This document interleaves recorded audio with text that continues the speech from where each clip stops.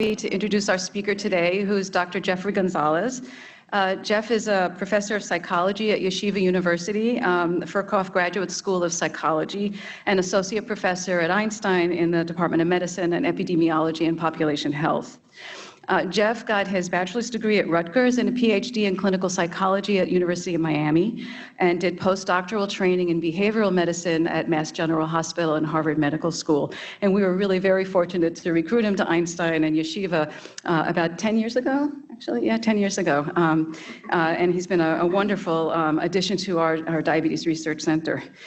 He's currently the director of the New York Regional Center for Diabetes Translational Research. And Jeff has had a number of awards during his relatively short career. He's elected as a fellow of the Academy of Behavioral Medicine Research and the Society for Behavioral Medicine. Dr. Gonzalez is really a leader in the field of behavioral medicine and diabetes, and we're really very fortunate, as I said, to have him in our group.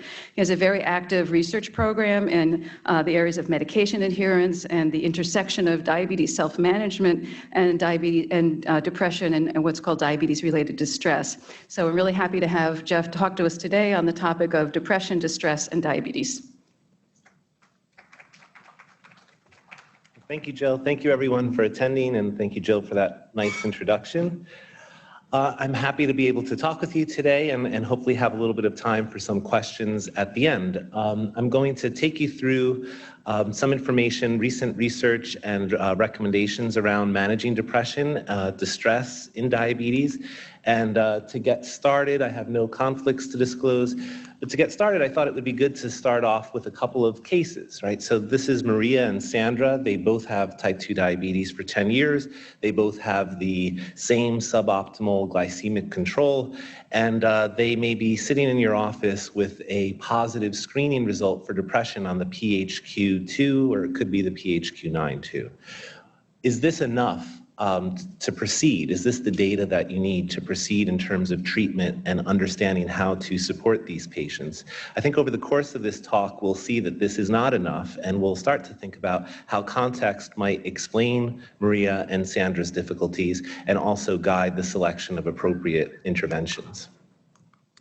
So I'm going to take you through a little bit of descriptive data and some intervention findings on depression and diabetes. And then we'll talk a little bit about some assessment issues that I think are important to think about, both in evaluating the research and in terms of thinking about your own clinical practice. And then we'll end with some implications and brief recommendations.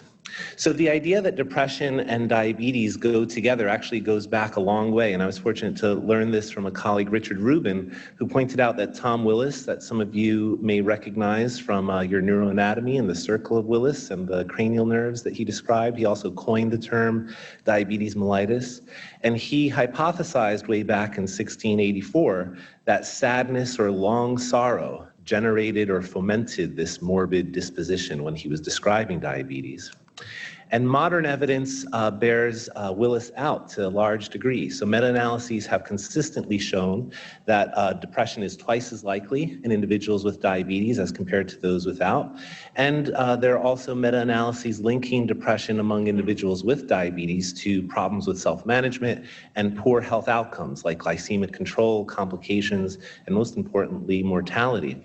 In all of this research, there has been a focus on major depressive disorder as the culprit kind of driving all of these relationships. The idea that clinical depression is comorbid with diabetes, and when it is comorbid with diabetes, these outcomes can ensue. But I'd like to leave you with the impression today that this is based on poor measurement methods that really don't allow us to conclude with certainty that it is major depressive disorder per se that explains some of these findings. So we'll look into that over the course of this talk. But certainly, for anyone who thinks about the job of diabetes self-management and the demands inherent in that job, and on the other side, thinks about some of these symptoms here, the key symptoms of major depressive disorder. Whoop, uh-oh. Okay. These symptoms here for major depressive disorder, we can think that these symptoms, having these problems, would complicate the already difficult job of managing diabetes. So the idea that symptoms of depression could interfere with self-management is really my first area of interest and an entry into diabetes research. And we did a meta-analysis back in 2008 now that looked at 47 studies, and they measured diabetes self-management all different ways. They also measured depression all different ways. And when we combined all of those 47 studies together and looked at the relationship between more depression and more problems with diabetes self-management, somewhat unsurprisingly, we found that that was a significant relationship that was consistent across studies. You can see here that it's also relatively consistent across aspects of diabetes self-management. And we found that it was also consistent across types of diabetes, type 1, type 2, or adults and children. In children, actually, we found that the relationship was a bit stronger. And where we found methodological moderators of this relationship, we tended to find that studies that used better or more rigorous assessment methods found stronger results. So we felt pretty confident that, if anything, this overall effect size here of 0.21 in the medium effect size range is, if anything, an underestimate. But what this work also showed to me, aside from that this relationship is pretty consistent, is that the measurement methods that we use to evaluate depression are not very consistent, or maybe they're consistent in falling short of the gold standard that is applied in most psychiatric psychopharmacology trials, antidepressant trials, or other types of research, which is the gold standard structured clinical interview that makes a diagnosis based on clinical evaluation. Almost all of these studies used self-report measures for depressive symptoms. And what we can conclude on them ends up being a little bit problematic in terms of whether depression is driving these relationships. But based on that series of relationships and the relationships between depression and poor health outcomes in diabetes, it's been a reasonable question to ask, does treating depression improve diabetes control? And there have been a number of studies that have looked at this, and together with colleagues, we reviewed this literature. It's a bit out of date now, but the conclusions from it are not out of date. They've remained consistent. And what you see here in the top part of this slide is that the majority of these studies have involved pharmacological treatments, and kind of the middle range mix the two. Psychological treatments are in the middle range of the slide. And then at the bottom there, this is team care or tailored self-management support that is integrated with depression treatment, antidepressants, and a bit of psychotherapy from nurses. So overall, the conclusions here are that the effects on glycemic control are less consistent than the effects on psychological outcomes, and that's remained true with further studies, where it may be necessary to improve depression in order to improve glycemic control outcomes, but it doesn't seem sufficient. Some subsequent studies found positive effects on glycemic control, but no effect on depression. And this link that seems so prevalent in the literature that is based on correlational data seems a little bit less robust in terms of these treatment studies. So what about treatment adherence? If you treat someone's depression, does their self-management and treatment adherence improve? Well, here there are just a handful of studies, unfortunately, but one of the best ones tells the story here. So this is the Pathways study. It was a 12-month follow-up of 329 patients with diabetes and depression who were randomized to that collaborative depression treatment involving antidepressants and a bit of problem-solving therapy from a nurse versus usual care. And the outcomes that they had, in addition to their main outcomes of depression severity and glycemic control, they also had measures, self-report measures and pharmacy refill adherence measures for self-management. And the results here were pretty clear and consistent, that there was no effect on improved self-management following treatment, even though there was an improvement in depression for this sample. So as I mentioned before, it's important to think about some of the biases here, and this says, of course you feel great. These things are loaded with antidepressants. And we all are these days, or many of us are, and so are our intervention studies in diabetes. So there has been more of a focus on psychopharmacological treatment than psychotherapy.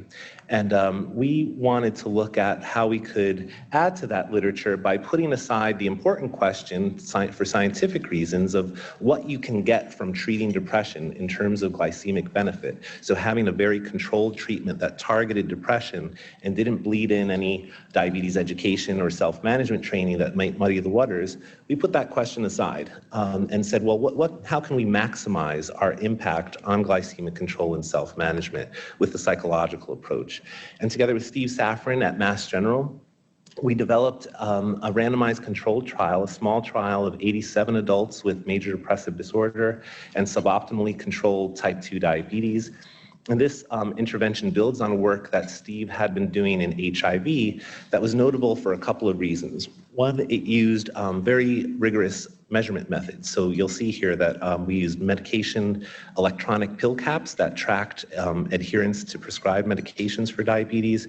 We downloaded glucose meter data to look at frequency of self-monitoring and also glucose levels over time. And we also had a blinded assessor doing a clinical interview to rate someone's depression severity, not relying on self-report.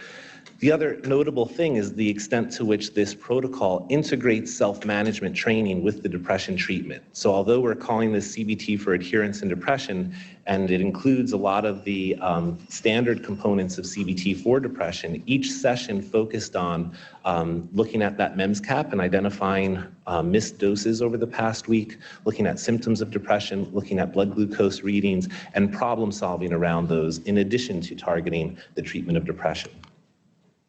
So in this small sample, we had 45 adults in the CBT-AD arm, and enhanced usual care was enhanced to a pretty significant degree. Everyone met with a nurse educator for some diabetes education. They also met with a dietitian, and they had one session focused on problems with adherence using a problem-solving type protocol with a clinical psychologist. Those assigned to CBT-AD went on to receive 10 to 12 sessions of cognitive behavioral therapy for adherence depression over time. And you can see here, I was mentioning the electronic caps before. So these medication caps were placed on one of their prescribed medications, and this is telling you that the percentage of doses taken in the last 2 weeks over the baseline was about 76 to 85% of doses taken. And you can see a similar interpretation for self-monitoring of blood glucose. This depression severity level here is from that clinical interview, which would put this in the moderate severity range. These people were selected because they met diagnostic criteria for major depressive disorder, and you can see their A1Cs at baseline. These differences were not significant between these two arms at baseline, but they're controlled in our analyses. And when we look at those acute outcomes, so after the 10 or 12 sessions of CBT, these folks were reevaluated about 4 months after baseline. And you can see that every one of our outcome measures favored CBT here, right? So the medication adherence was about 90% of doses taken in CBT versus about 70% of doses taken in enhanced usual care. Similar differences in magnitude for self-monitoring of blood glucose. This refers to the percentage of the frequency with which they monitored their blood glucose over the last 2 weeks compared to the frequency with which it was prescribed by their doctor. And significant differences for depression. And surprisingly, given that this outcome was only assessed at 4 months after baseline, we also had a significant effect for HbA1c. We were expecting that later if we saw that at all. But this suggests to us that this approach is effective at both intervening on depression severity and on diabetes self-management. And these effects were maintained from 4 to 12 months by and large. So for diabetes self-management, all of these group effects remain significant at 12 months. But the depression effect was no longer significant, and that was just dropped down from significance in this small sample, so it may be that this difference is still meaningful, but one reason why I think we lost that significance is we had to intervene in the control condition for people whose depression was worsening over time. We had an IRB protocol where we were referring them out to treatment, and we only made those referrals in the control condition. So if you look at A1C over time, you can see that it was attenuated somewhat, not significantly so, but that difference between these arms was maintained over time in terms of better glycemic control. So in conclusion from that intervention study, I think that we saw that we could really stand out among previous trials here, and if we focused both on diabetes self-management and depression, not just depression, looking for a subsequent change in self-management or glycemic control.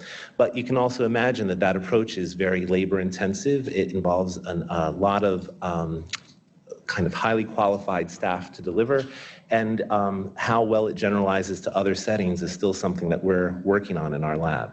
But before we get into that, I wanted to talk to you a little bit about measurement issues now. So it turns out that there are a bunch of reasons, plausible reasons, why depression and diabetes might be related. You might hypothesize that people with depression have poor health behaviors, and that those same health behaviors that might predispose them to problems with mood might also predispose them to developing diabetes over time. There is certainly some evidence for vascular complications increasing the risk of depression and diabetes, and on its own, vascular disease is a risk factor for the development of depression.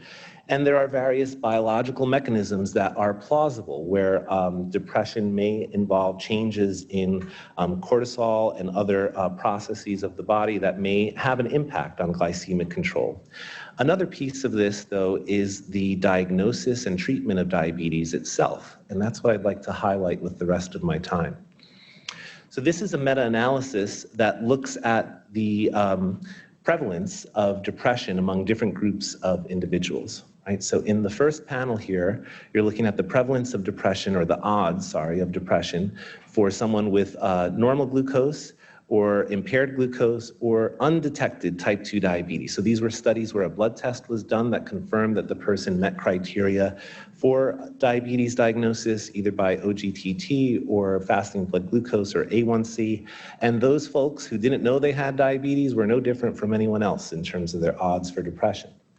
But when you look at those groups here, impaired glucose metabolism, undetected type 2 diabetes, and diagnosed diabetes, this is where the difference pops out. And the difference is still significant between undiagnosed and diagnosed diabetes in terms of the odds of depression. Now, there's confounding here. People who are diagnosed are more likely to be treated and more likely to be aware of the threats involved in their illness and to be worried about those. But they're also more likely to be at advanced stages of diabetes. So we can't separate out to what extent this pattern may be driven by worsening health versus the burdens of treatment and self-management. But this is data that I looked at a couple of years ago in the NHANES data set. So this is a nationally representative sample here, and we looked at people who were diagnosed with diabetes versus undiagnosed diabetes, prediabetes, and normal blood glucose. And we can see even at the symptom level of the PHQ-9, right? So the symptoms that comprise a major depressive disorder diagnosis, at every symptom level, there's a significant difference between people who are diagnosed with diabetes compared to those with normal glucose. There's hardly a significant effect. This actually falls just below the threshold for undiagnosed diabetes, and again, hardly a significant effect for prediabetes. So the idea that this is a linear type of progression from dysregulated blood glucose to depression seems a little bit hard to jibe with these data here. And there is a study, a population-based study from Germany, that looked at a sample of 15,000 adults with or without diabetes and compared those on these same symptoms that I just showed you from the PHQ-9 in terms of the symptoms that separated those two groups significantly. And what you can see here is that the symptoms that separated the groups were really somatic symptoms, feeling tired or having little energy, poor appetite or overeating, and moving or speaking so slowly that other people noticed, or the opposite, being fidgety and restless and moving around a lot more than usual. These are not so hard to link to poorly controlled diabetes or to glucose dysregulation. So whether the difference between depression, between those with and without diabetes is really focused on the hallmark features of depression, feeling down and depressed and losing interest, that hasn't been so clear. There are also important patterns between the relationship between depression and the treatment regimen for type 2 diabetes, at least. So here we can see this is BRFSS data, again, a nationally representative sample here, a big sample. And we're looking at adults with type 2 diabetes who are either how likely they were to screen positive based on the PHQ-9, or at least have a symptom presentation, having 5 symptoms that are required for a diagnosis of major depressive disorder based on that self-report data. So this is a little bit more of a restrictive cutoff. But you can see either way, there's a significant difference between those on insulin versus those treated with oral medications in terms of their risk for depression. Again, there's confounding here to be aware of. People who are on insulin with type 2 diabetes are also more likely to have poorly controlled diabetes or more advanced diabetes. So we can't separate out disease from treatment burden. But these patterns do suggest some possibilities. So emotional distress may cause worse treatment outcomes in diabetes through medication non-adherence and problematic self-management. There are also evidence that I didn't go through with you today that suggests that systemic inflammation or sleep disruption or HPA axis dysregulation may be a pathway through which, a viable pathway through which emotional distress could affect diabetes outcomes and glycemic control. It's also plausible that diabetes may cause emotional distress through treatment burden and side effects and through poor health. And it's also possible that common factors are explaining the rise of both of these related problems that are not in fact causally related. And we're interested in doing research that tries to get at some of these questions in longitudinal designs. But before we talk about interventions or implications of any of this, I wanted to talk to you a little bit about screening for depression and diabetes. And this is a bit of a controversial kind of position of mine, I guess, on this, and I'd like to kind of raise your awareness of some problems with screening for depression and diabetes. I think the bull is already a little bit out of the barn in this, in terms of this is happening in most hospital settings, but I'm not sure that we typically think about the relationship between a screening positive result on something like the PHQ-2 or the PHQ-9 and what that means for someone's risk for diagnosis of major depressive disorder. So this is a study that kind of started some of my headaches in this area. This is by Larry Fisher in 2007. He had 506 adults with type 2 diabetes, and he went through the work of doing that structured clinical interview that takes time and training and involves talking to patients and using clinical judgment to arrive at a diagnosis. And that's the prevalence of that diagnosis in the sample there. And then he used 2 cutoffs on this CESD. This is similar to the PHQ-9 in terms of its accuracy for detecting major depressive disorder. This 16 cutoff is the usual one, and you can see that if you just go on this cutoff, like the PHQ's 10 cutoff, you would have about 22% of your sample meeting the screening criteria for depression. But if you look at what this means in terms of false positives, it's important to recognize that either of these cutoffs yield more false positives than true positives in terms of whether these people actually have clinical depression.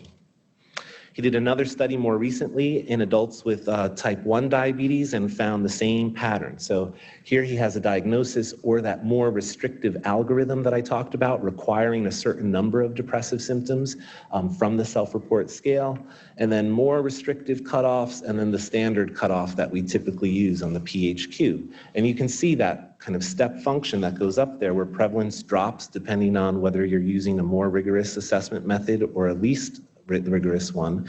But again, I think it's important to recognize that the majority of those returned are false positives. Now, this may not sound, and here's another sample from the type 1 diabetes exchange. This is a large population of adults with type 1 diabetes. We don't have the diagnostic interview to find out about false positives versus true positives here, but you can see a similar stepped pattern in terms of prevalence. So this might not sound so controversial in that we want screening measures to cast a wide net, but I think the reason why it gives me pause is that it's very common in depression to treat depression based on the screening result, whereas it's pretty uncommon to treat breast cancer based on a positive screening result, or prostate cancer, or most other illnesses. But doctors are often prescribing antidepressants or other treatments for depression to people based on a positive screen. And so if we look at the kind of standard evidence that we have, the best evidence from a meta-analysis on the prevalence of major depressive disorder in diabetes, we assume a screening specificity and sensitivity from a recent review, I guess maybe not so recent now, from 2012 in the diabetes literature for the PHQ. And we think, well, we screen 1,000 individuals, we have 365 positive screens, one for every day of the year, but only 73 have MDD, and 292 are false positives. So to get a balance where you can do as well as taking a quarter out of your pocket and flipping it, you need to live in a pretty depressing place where 28% of your patients meet criteria for major depressive disorder. And then based on that standard sensitivity and specificity, you'd have a 50-50 split of positive screens and false positives, true positive screens and false positive screens. So I think this is something to keep in mind, that although there is increased awareness of the problem of depression and diabetes, a simple screen and prescribe approach is probably not going to do what we need to do for these patients. And that's partly because it's not all depression. So Jill mentioned in the introduction diabetes-related distress, and what does that mean? Well, we know that the burden of diabetes management is extremely high for patients, and although we have made great advances in treatment and technologies involved in diabetes, some would argue that those advances actually put more of a burden on patients in terms of their engagement and self-monitoring and individual independent follow-up of their signs and symptoms that they're getting feedback on, and their blood control, their blood glucose control that they're getting feedback on. We know that we're talking about long-term persistence with adherence to medications. The part that patients routinely describe, if you have met anyone with diabetes, you'll hear this, is the dietary restrictions being a burden, and feeling like that is a big weight to dealing with diabetes. Physical activity and exercise, the demands of those go up. You know these different aspects. An investigator here, Russell et al., got a group of experts together in diabetes and actually sat around to think, well, what if patients did everything that we tell them to do? How much time would that actually take them? And for an uncomplicated, non-insulin treated, recently diagnosed adult with type 2 diabetes, they estimated that that would take about 2 hours a day, right? From medications to food prep to physical activity to looking at your feet to doing all the things that we think to tell them to do when we do think to tell them. So that comes with a burden, and diabetes-related distress has been described to capture the emotional components of this burden of living with diabetes, its treatment and self-management demands. There have been 2 widely used scales that were developed and validated and that are still used today, the problem areas in diabetes scale and the diabetes distress scale. Bill Polonsky did a lot of this initial work, and Larry Fisher has also been involved more recently. The 17-item diabetes distress scale captures 4 different elements of distress: emotional burden, worry, and feeling overwhelmed about your diabetes, feeling like you're falling behind with your regimen and being not meeting your expectations around your regimen and getting distressed about that, feeling as though your physician doesn't give you enough support and others in your social network don't give you enough support. You can get a sense of the kinds of items from the 2-item screener that I put up here. And the prevalence of diabetes-related distress is actually quite a bit higher than the prevalence for major depressive disorder. So we used that estimate of about 9% for major depressive disorder. A recent meta-analysis of 55 studies suggests that elevated diabetes distress is prevalent in over 1/3 of patients. Why does this matter? Well, it's not just a question of semantics and word choice. This is more data from Larry Fisher, and you can see here that when he used these different ways of identifying depression and diabetes-related distress, this is the diagnostic interview, this is a self-report measure, and this is diabetes-related distress. You see more significant associations between ratings of diabetes distress and control of diabetes, diet, and a little bit of a signal for physical activity being associated with symptoms of depression. But when you look at that gold standard diagnosis, there's not a significant association at all. This one is actually a trend. So when you use the gold standard measure that's supposed to help you identify the culprit most precisely, you lose some of these long reported relationships with our diabetes outcomes. And when you switch to a measure that is more sensitive to the context of diabetes and the distress that is secondary to the demands of diabetes, you pick up more relationships. So this is to show again from a follow-up of that same sample what happens in terms of prevalence over time. And although we tend to think of major depressive disorder as a remitting condition and that reoccurs over time, there is actually more chronicity of depressive symptoms and diabetes distress in this sample than there was for major depressive disorder per se. So not only are these sort of subclinical presentations of emotional distress prevalent in individuals with diabetes, they're also more likely to be chronic. There's a similar relationship between diabetes distress and the diabetes treatment regimen. So these are adults with type 2 diabetes again, and we see that those who are managed by diet or medications report much less diabetes-related distress than those who are on insulin therapy. When we've tried to look at teasing these different components out, diabetes-related distress from depressive symptoms, we have recently taken the approach of looking at types of symptoms on depression measures, and we've grouped somatic symptoms and cognitive and affective symptoms of depression. So those somatic symptoms are the sleep disturbance, appetite disturbance, feeling tired, whereas those cognitive and affective symptoms are the hopelessness, the loss of interest, and the sadness that we typically think of with depression. And in this study, we had electronically monitored medication adherence. These were participants recruited here from Montefiore and Einstein. We had electronically monitored medication adherence for 3 months on their diabetes medications. We put that cap on. They came back 3 months later, and we figured out the percentage of prescribed doses that they had taken over that period. And then we had self-reported adherence over that same period. I'm going to focus on the electronically monitored adherence for this presentation. But what we found was that the somatic symptoms really seem to be explaining much of the observed relationship between depression total scores and non-adherence. So we saw that both for self-reported depression on the PHQ, and we saw that when we used a clinical interview and split off the somatic symptoms from the cognitive and affective ones.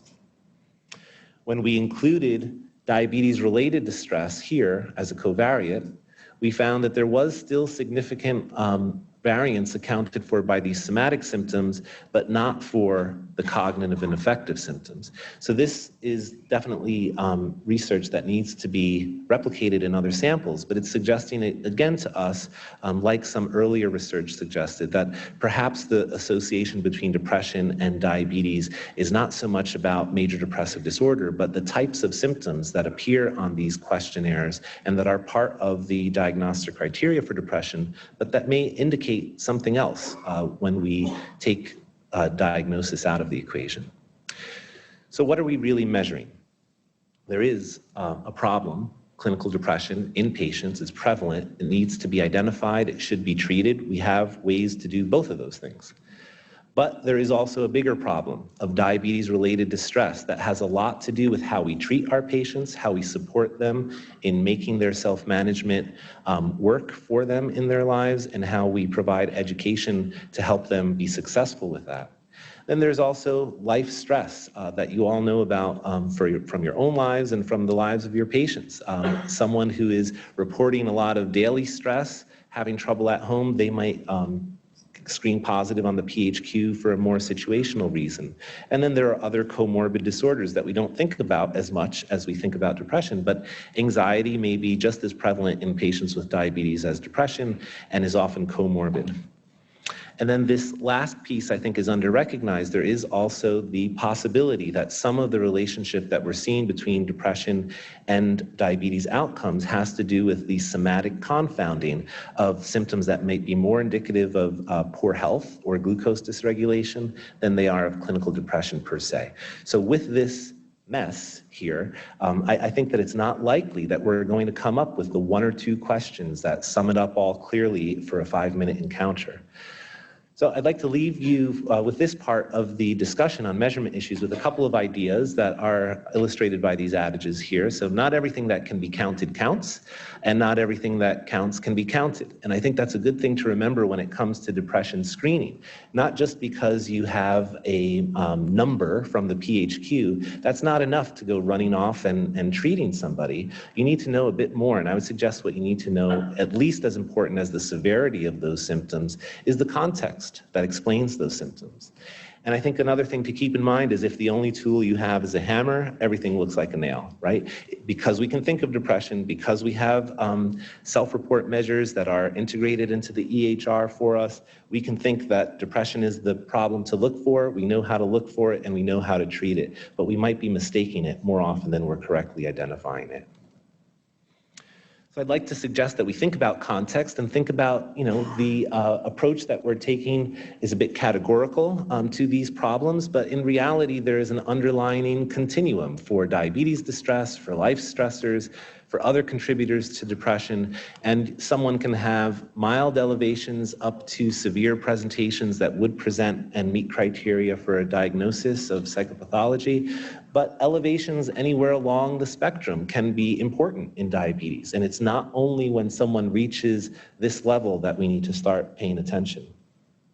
So going back to those two cases that I started with, you might think about, depending on the context that surrounds their symptoms, if Maria is someone who has had a history of mental illness, if she has been complaining about depression that does really seem unrelated to her diabetes or marginally related to her diabetes, there may be treatment options that you consider for her that might be different from the ones you would consider for Sandra, who might really be reporting problems with fear of hypoglycemia, concerns about needing to lose weight, feeling like she has a lot of unanswered questions about her diabetes and is being expected to do too much to control it and is just failing with that over and over again. The set of interventions clinically and in terms of the research that I think we need to do should be different for each of these cases. And I don't think you're going to get that from their PHQ score. So we'll think a little bit about overall implications. I'd say that clinical depression is important, treatable, and depressed patients are likely to benefit from integrative care. So we should do that. This is not a criticism of depression, and is not meant to take your attention away from the problem of depression. But I would like to bring your attention to the fact that diabetes distress is distinct from depression. It's actually more common, more likely to be chronic, and is closely related to self-management and treatment outcomes. And I like to think about the sign in the store, if you break it, it's yours. If the treatment that we're providing to our patients is causing them distress, then I think we need to own that as part of our practice for person-centered care for diabetes, rather than putting up that wall between emotional health and physical health. So I think I emphasize that routine screening may have unanticipated downsides, and let me just be clear that it's not just because of the lack of accuracy, but we have, as you all well know, a very stretched mental health system, to the extent that we have a mental health system in this country. And I'm not sure that, as well-meaning as it may be, that we're doing that mental health system a favor, doing patients who are trying to access it a favor by taking up a lot of mental health specialists' time with sorting through positive screens or false positive screens. That may actually take up resources rather than making resources more available to the patients who need them. So I think that deserves some more consideration when we think about routine screening. I think that we're often confusing MDD with non-psychiatric emotional distress, and that's important because it requires different approaches to intervention. So I'll end here with just bringing your attention, for those of you who might be interested, to psychosocial care position statement for the ADA, which is the first time that they've put out such a position statement back at the end of 2016, where you can find a lot more information about some of the topics that we talked about, going beyond depression to other mental health comorbidities, and also focusing on diabetes-related distress. And I wanted to show you just a few of the recommendations from this position statement, and those include that you routinely monitor diabetes distress, particularly when treatment targets are not met and or at the onset of diabetes complications, that we should consider annually screening all patients with diabetes for depression. However, the underline goes under recognizing that further evaluation will be necessary. Screening is not enough. And this screening should happen at the beginning of diagnosis of complications or when there are significant changes in medical status. And treatment referrals should be made to mental health providers with relevant expertise and experience. There's an important opportunity, I think, in thinking about mental health providers that can also join in the work and the goal of improved diabetes self-care and control. Taking that as an assumption that anyone who's out there practicing as a mental health specialist has the necessary experience and expertise to be useful in that role, I think is a mistake. And we need to do more to ensure that these folks are trained and familiar with diabetes and that we can work in a coordinated fashion. So I think in terms of directions for future research, we do need more information on the implementation and costs and benefits of depression screening and diabetes. More attention could be paid to individual depressive symptoms as well as diabetes distress. And assessments that can separate true depression from some subclinical presentations of emotional distress, I think, are important, and that will always involve some degree of clinical judgment. And I think there is a need, and we're involved in some of this research, to look at biobehavioral mechanisms that might explain the link between depression and poor outcomes. And my very last statement will just be a question for you to consider as you're thinking about the benefits you might obtain from referring one of your patients for mental health care or to someone who could support them with diabetes distress. And that is, if a behavioral intervention reduces emotional distress, improves quality of life, and increases satisfaction with care, but has a neutral effect on A1C, is it a failure?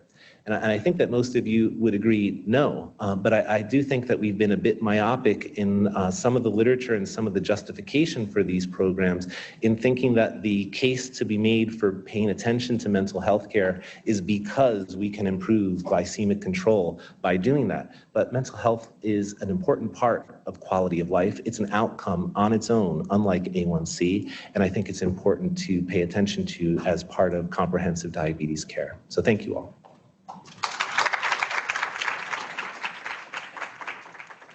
Oh, and I wanted to put in a plug for the New York Center that Jill mentioned that I lead along with Judy Wiley-Rosette. I'm putting up our website here, and I won't say too much more about it except to say that we provide consultation on research that you might be interested in related to mental health, but also related more broadly to diabetes prevention and control. Our website's here, and I was asked to leave that up. Okay. Here. Could you speak into the microphone here? I was asked because people are on Zoom watching. So first of all, thank you. This was really terrific, and I learned a lot, and I'm treating diabetes, and the burden versus depression is really important. But I want to ask a question, not to answer your last one, but to ask a question. You avoided and you explained why it's hard to see if successful treatment of diabetes will treat depression because of the burden of insulin and other treatment, which really, but you know, in the last couple of years, we had some tools that have helped us get there much faster. And I wonder if now it's a time to look back and see, without insulin necessary, if we can improve the depression by improving diabetes. Yes, so that's a great point, and I'm glad that you raised that, because what I said was actually the other way around, that we can't say for sure that treating depression will improve, but the reverse is actually very plausible, and there is actually some evidence that as people, you know, we think about insulin as a risk factor for depression, but there are examples of some programs for insulin initiation in type 2 that provide education and support along with it, and actually report improved outcomes in depression. So we're looking at this in the GRADE trial. As you might know, we're looking at different medications in terms of their comparative efficacy for glycemic control, but we were fortunate enough to have an R01 to add some assessment of depressive symptoms and diabetes distress so that we can see, do those treatments differ from each other in terms of the distress that they cause or contribute to, and does looking at the benefit in terms of distress provide another metric to compare these treatments in terms of their overall efficacy. Right, and it's not only the distress, it's the mechanism of action of some drugs that have different effects, systemic effects than insulin, cardiovascular, protective Yes. versus not, so both. Yes, for sure. Thank you, Nir. Yes. Thank you so much for the great talk. You showed a randomized trial of cognitive behavior therapy, which showed a difference in the treatment groups in adherence. I saw the numbers right, that was driven not so much by an improvement in adherence in the intervention group, but a pretty significant reduction in adherence in the control group. So one way to interpret that is that you intervened on a disease which is just getting worse. The other, when listening to the second half of your talk, I wonder if it's possible that the enhanced, the intention control group, the enhanced version, might have exacerbated distress or made people worse. Yeah, that is a good question. Now, I'm not sure how exactly to double check what you're saying in terms of the decrement, right? So these are adjusted for baseline. You have to look at this slide and the slide before. Yes, that's the problem. And I don't have that clear in mind, but certainly at baseline, if you look at the enhanced usual care there at baseline, they're at an 85 and a 76 for medication and self-monitoring of blood glucose. And yeah, they did go down over time with adjusting for that baseline, their end of treatment scores were lower. I hadn't thought of that question, honestly, to tell you the truth, but it's surprising given that they got a lot more than we typically get in standard care. Now, it may be that their depression was being left so unaddressed, despite what they were getting around diabetes self-management and support, that led to disengagement from those changes. I'm not really sure how to explain that. The thing that occurred to me was when you were talking about the relationship between the awareness of disease, yes, right, and outcomes. Yes. And I just wondered whether the enhanced group was, more aware. Let's talk more about your diabetes. Yes. And that might have made things worse. That's certainly plausible. Yeah, thank you.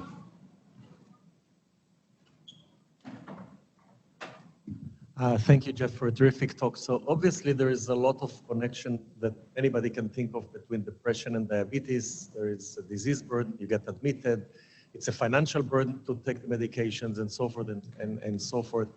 But is there any data about the biological connection, meaning that diabetes biologically increases depression? Obviously, you may need mouse models for this, which there are for depression, to see whether, because that could affect future treatment modalities and other effects. And I have a second question. Okay. Dessert. Can you say a few words about those medications like Lexapro that actually, increase your eating and obesity actually would, so it's a double-edged sword. You can treat the depression, but then you will actually worsen the diabetes simply by the direct effect of the drug. Right. Okay. So I think on the first one, you have to remind me of the first one. Just one second. The biological connection. Okay, sorry. I got what I wanted to say. Yes. So on the first one, I think that a lot of the research comes from animal models or from research in humans that connects two of the pieces, right? That might connect depression to poor glycemic control, but doesn't connect it, or to the mechanism, but doesn't connect that mechanism to glycemic control or one of the other combinations. So the big message is that I think the evidence is still a bit limited.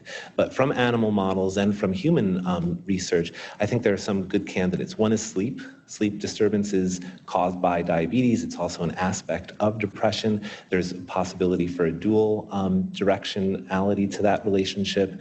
And I think that there is also some good evidence for stress hormones like cortisol that have an implication on the HPA axis and could be related to insulin sensitivity and glucose regulation. That has been associated with both depression and with glycemic control outcomes. In the GRADE study, we are looking at CRP as a marker of overall inflammation. It wasn't everything that we wanted to get to be able to measure, but it at least does get us a marker of that inflammation pathway. And there is some evidence of subclinical inflammation in depression that may also be a contributing factor to diabetes control, but there's also inflammation involved in diabetes, right? So it could be a two-way street. So I don't think that there's clear evidence, and from the very, very few trials that have tried to look at markers of inflammation, for example, in the context of a treatment trial, those have usually been negative, but I'm saying like 2 or 3 small trials. So there hasn't been too much that has looked at those biological mechanisms in the context of a trial. What about insulin signaling in the brain? You know that that's very important both for peripheral glucose metabolism. Has this been looked at in the context of depression? I don't believe so. I don't believe so. But I may be just not on that literature. To get to your second question for dessert, antidepressants, have been effective as a group in these reviews in improving depression, but they do come with a potential consequence for weight gain and for poor glycemic control. There are some antidepressants, like you mentioned, that increase weight gain and that have been linked with direct effects on glycemic control, again in small studies mostly, but there is some concern for that. And epidemiologically, there is actually a pretty striking relationship, but it's very limited in being correlational. We can't say for sure that it's causal, but there is a striking relationship for children being exposed to antidepressants or antipsychotics especially, and the increasing prevalence of type 2 diabetes over time. And then within adults, individuals who are on an antidepressant are more likely to report diabetes in the future, even if they did not have diabetes at baseline. Is that because of depression? Is it because of antidepressant? That's very, very difficult to tease out. But given the weight gain, that's associated with some of these medications, it is a concern. And it's another reason for emphasizing this message of don't rush to treatment just based on a positive screen, because there are some costs to treatment. Thank you. Okay, thanks. Sure. So I think I noticed in one of your slides earlier in the talk about the prevalence of, I think it was depression in type 1 versus type 2. I just wonder if you could say something about the differences in the prevalence of depression or diabetes. Yes. So that's another big fly in the ointment, right? Because I would think that whether you think that this is biologically driven or you think that this is because of the burden of illness, depression in type 1 should be higher than in type 2. It's not. It seems to be lower, if anything. That there's not as much data, and certainly not as much national data, but in the few places where national population level type data is available, like the BRFSS, that breaks out type 1 from type 2s on insulin and type 2 not on insulin. Type 2s on insulin have the highest, type 2 not on insulin have the medium amount, and type 1s have the lowest prevalence. If you saw in the slides, I won't try to go back to them, but in those slides where I was showing the false positive rates of those different screening measures, those weren't randomly selected samples or anything, but it just so happens that in both of those samples, the prevalence of depression was a lot lower in type 1s than in type 2s. Those were adults. In kids, there's often been a lot of thought that there is increased risk for depression among children and adolescents, and there may be, but the evidence is not as consistent as you would like, or as I would like, to be conclusive about it. So I think that it's tentative to conclude anything because of the relatively few studies in type 1 and the fewer still that actually use clinically diagnostic methods, a structured interview. But the pattern is that prevalence is lower in type 1 than in type 2. That would suggest a biological reaction because the mechanisms are So different, yes. But maybe not specific to having poorly controlled glucose. So, but that is an interesting question. Thank you. Yes, Jonathan. Thanks so much, Jeff, for a terrific talk. So I'm wondering to what extent what you presented is specific to diabetes, or do you think that this is true of healthcare in general? That is to say, as a psychiatrist, I'm all for PHQ-9 screening, routine depression screening in all clinical populations, and careful evaluation for the possibility of major depressive disorder. Yep. On the other hand, I agree with you 100% that it's a very blunt instrument, the PHQ-9, and that I think we probably are often referring people off to a mental health clinic that's quite separate from their medical care, and they're getting treatment that may be irrelevant to what actually is going on. So I'm wondering, from your thought, I mean, number one, to what extent do you think it's specific to diabetes, or might we see this in individuals with COPD or other, illnesses where there's a significant burden associated with the diagnosis, the symptoms, and the treatment? And number two, should there be another form of screening besides the PHQ-9 and another form of intervention beyond depression care that we begin to incorporate into the rest of medicine? Yeah, great question. So in terms of the first one, I think these patterns are not so different. So the risk of depression is elevated in chronic illness overall, and the rates of depression are similar with diseases that have very different pathophysiology to them, right? So that's not enough to make a conclusion, but it again fits with the idea that there are kind of just shared aspects of living with and struggling with a chronic illness that may be contributing. But there are also biological mechanisms that are plausible in a lot of these other chronic illnesses too. So I don't know that it's clear. The relationship between depression and poor treatment outcomes is also there in a lot of those chronic illnesses. And it seems like if there's anything bad that can happen to you, depression can predict it from the literature that I've seen, whether it's Alzheimer's, incontinence, all kinds of poor health outcomes. Depression across chronic illnesses and in the general population is a pretty consistent predictor. In terms of the treatment, I think that that's the million-dollar question right now. And I share the same kind of two-sided argument that you do, that I am very pleased to hear so many people now in agreement about, thinking about depression, needing to find it in their patients, needing to address it. But because we are walking around with that blunt tool and that hammer, seeing nails everywhere, I think we're sometimes missing the boat. And I think that the image that, or the vision, I think, that best fits the problem is integrated care, where mental health providers are part of the team of care providers that are thought to be essential for overall diabetes treatment. And I can tell you just very briefly, I see Sabrina here, a former graduate student of mine, and I can remember, just to illustrate what you're getting at with a very powerful story. I remember having a patient that I came into contact with through a research study who was a woman, maybe around 50 years old, had type 1 diabetes since she was 4 years old, was visually impaired, and was not using a walking stick only because of the stigma that she felt about using that walking stick. She had broken both of her knees by walking off of a pier that she didn't see was there, again, because she doesn't want to use the walking stick. Had a lot of anxiety about her depression, and I felt about her diabetes, and I felt like I had really achieved something with getting her connected to our no-cost or almost no-cost Parnes Clinic for a cough, and getting her connected with a student who was supervised by an outside licensed clinical psychologist. That's kind of a big win, right? Except I found that student who was treating this patient in my hallway, a few weeks later with tears in her eyes, telling me, that she wanted my advice because her supervisor had told her, whatever's going on with diabetes is between this patient and her doctor. We're here to talk about her anxiety. And I couldn't believe that someone could say that, but I'm afraid to think that that may be more common than we think, simply because of how complicated diabetes management is. So I think it's not enough to check that box of a mental health referral, and we really should be thinking creatively about how to increase the collaboration and communication between mental health providers and diabetes care providers as a team. So.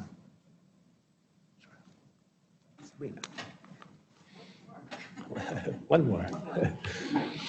Thank you so much for this talk, Jeff. I think this is just a wonderful addition. So one thing that I was really struck by that actually feeds into some of these other questions was this idea of type 1 diabetes, there actually being possibly less depression in it than in type 2. And one of the things I was thinking about, of course, is the cultural presentation of it, right? So we think about type 1 differently. Type 1 is a thing that happens to somebody. It's bad luck, like getting hit by a car. Whereas in type 2, we're talking more about a stigmatized disorder. And the story that you told about this patient really beautifully illustrates that. And so then you were also talking, I think, very eloquently about how our interventions can in fact be harmful at times to patients. And one of the interventions, especially that primary care docs or any doc that really has that continuity relationship in chronic medical illness, is language. That's one of the biggest tools that we have. And as psychologists, we really know that. And we use our language very strategically. But I don't know that when we talk about integrated care, I don't know that back and forth always happens. Yep. Really helping the primary care doc or the endocrinologist really calibrate their language in such a way that we can destigmatize the experience of type 2 diabetes. And sort of significant obesity literature, we know that obesity-related stigma is an independent risk factor for poor health outcomes. Mm-hmm. So I'm just sort of curious, as someone who's designed these CBT-based interventions, any pearls that you might offer about ways that we can use evidence-based language that destigmatizes our conversations about type 2 diabetes? That's a great question. It has a long answer, and I'm not going to do it justice, except I think that, like you said, we need to be more aware of how our language communicates messages that might be counterproductive, right? So I can tell you for sure that, you guys probably see it among your patients as well, but I've definitely, from the psychologist side or from the supervisor of this type of trial side, have heard from patients who are afraid to go back to their doctor because they don't want to disappoint them with their poor blood glucose control, or they feel like they're going to be yelled at, or they're going to be fired from their practice. And so I do think that there is, an expectation that you should be able to achieve good control, you meaning all of us, all patients, and if you don't, you're doing something wrong. And I do think that that is depressing kind of message, right? So patients talk about, why don't you monitor your blood sugar? Well, I don't want just one more reminder of bad news. I'm depressed enough already. Why do I need to see that my blood sugar is high? I know it's high. That framework, I think, is one that can be changed a lot by how we talk about these things, how much we talk about, how much we normalize difficulties achieving the goals that we set for patients, how much we accept and acknowledge that there are actually a multitude of factors that influence glycemic control beyond the patient's behavior, and how much we, I think, partner with patients in achieving goals that are important to them rather than just pushing that metric of glycemic control over everything else. So there's a lot more to say, but I think those are some initial thoughts, but it's a great question and a great point to bring up. Thank you. Thanks, everyone. Thank you, Jeff. That was great.